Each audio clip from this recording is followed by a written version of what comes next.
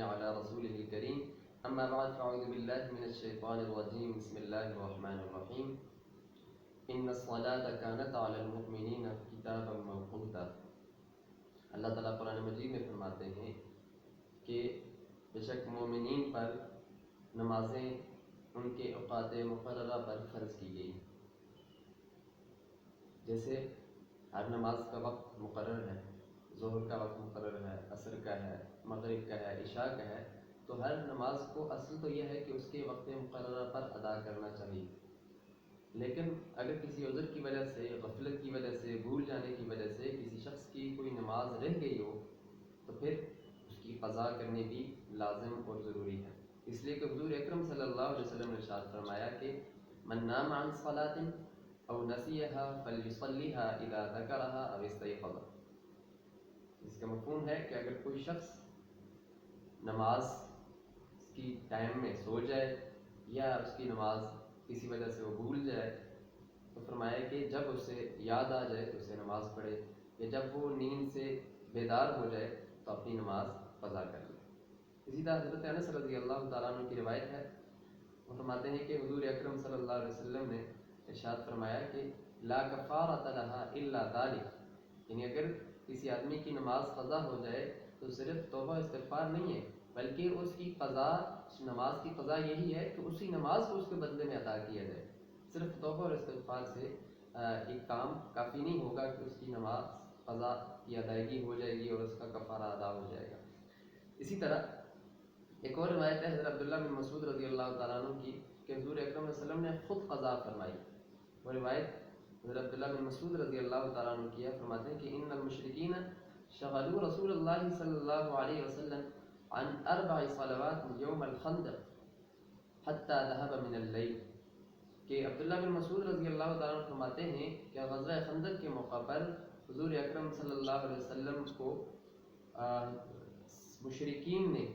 4 نمازیں پڑھنے سے روکا، یہاں تک کہ رات کا کچھ حصہ گزر گیا۔ تو اسی روایت میں ہے کہ حضور اکرم صلی اللہ علیہ وسلم نے حضرت بلال رضی اللہ عنہ کو حکم دیا کہ بلال اذان دو، حضرت بلال رضی اللہ تعالیٰ نے اذان دی،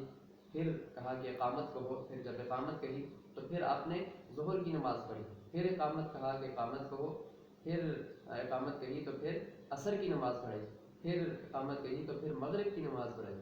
پھر اقامت کہی تو پھر عشاء کی نماز پڑھی۔ تو اصل میں کل نمازیں تو 3 قضا ہوئی تھی، لیکن چوتھی بھی اس کے ساتھ پڑھنی تھی، تو اس لیے 4 نمازیں کہہ دی۔ بہرحال حضور اکرم صلی اللہ علیہ وسلم کی 4 نمازیں قضا ہوئی 3، تو حضور اکرم صلی اللہ علیہ وسلم نے خود قضا فرمائی۔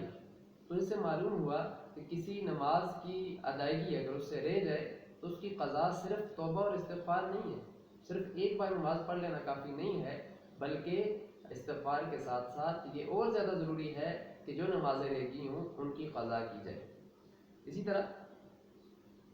یہ لوگوں میں بات، اس کا مطلب ہے یہ جو مشہور ہے کہ صرف توبہ اور استغفار کر دینا کافی ہے، یہ بات ان کی غلط ہے، ہر نماز کی قضا ضروری ہے۔ اسی طرح ایک اور روایت جو مشہور ہے ایک حدیث کے طور پر، وہ روایت کیا ہے کہ من قضا صلاة من الفرائض فی آخر جمعة من شہر رمضان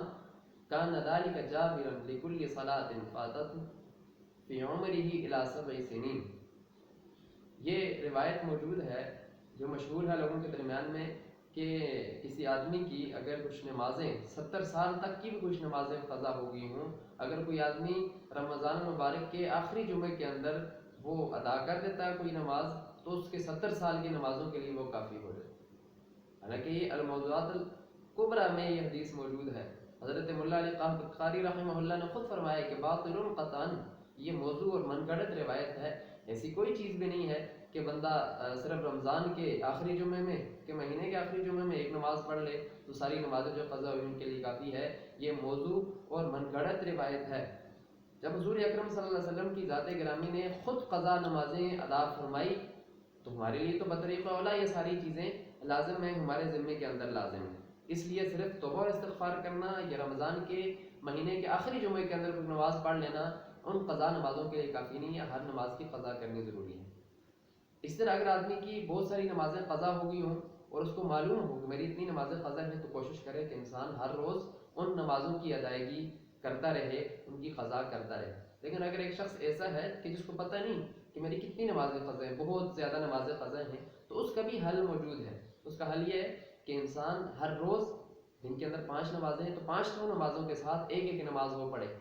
اور یہ نیت کرے ہر نماز کے ساتھ، مثلا فجر کی نماز کے وقت وہ یہ نیت کرتا ہے کہ میری سب سے پہلی جو فجر کی نماز قضا ہوئی ہے اس کی ادائیگی کی نیت کرتا ہوں۔ اسی طرح ظہر کے وقت میں بھی یہ کہے کہ میری سب سے پہلی جو ظہر کی نماز قضا ہوئی ہے میں اس کی ادائیگی کی نیت کرتا ہوں۔ اسی طرح ساری نمازوں کی نیتوں کی قضا کرے گا، ہر روز پڑھے گا، تو انشاءاللہ العزیز اس کی ساری نمازیں پوری ہو جائیں گی۔ اگر بالفرض نہیں ہو سکتا تو انسان کو چاہیے کہ اس کی وصیت کرے اپنے ورثاء کو کہ میری اتنی نمازیں باقی ہیں، ان کا وہ کفارہ اس کے مال میں سے وہ ادا کریں۔ اگر نہیں بھی وصیت کر سکتا تو ورثاء کو خود چاہیے کہ وہ اپنے جو عزیز و اقارب اس کا شخص دنیا سے جا چکا ہے اس کی جتنی نمازیں قضا ہوئی ہوں، جتنے دن کی نمازیں قضا ہوئی ہوں، تو اس حساب سے وہ نماز کا فدیہ ادا کریں۔ اور دن کے اندر چونکہ کل 5 نمازیں ہیں، فجر، ظہر، عصر، مغرب اور عشاء، اور چھٹی نماز وطر کی ہے، تو گویا کہ ایک دن کے اندر 6 نمازوں کے فدیہ ادا کرنے ہوں گے، اور ایک نماز کا فدیہ ایک صدقہ فطر کے برابر ہے، کوئی اتنا بڑا نہیں ہے۔ کوشش کرنی چاہیے کہ جو بھی شخص جس کے ذمہ قضا ہو پہلے تو وہ خود وصیت کرے، اگر وہ وصیت نہیں کر کے جا سکتا تو ورثاء کو چاہیے کہ وہ خود اس کی طرف سے جتنی نمازیں اس کی رہ گئی ہوں ان نمازوں کا وہ فدیہ ادا کریں۔ تو کوئی زیادہ بڑا فدیہ نہیں ہے، اللہ تعالیٰ سے امید رکھیں کہ اللہ تعالیٰ اس کو قبول فرمائیں گے۔ وآخر دعوانا ان الحمد للہ رب العالمین۔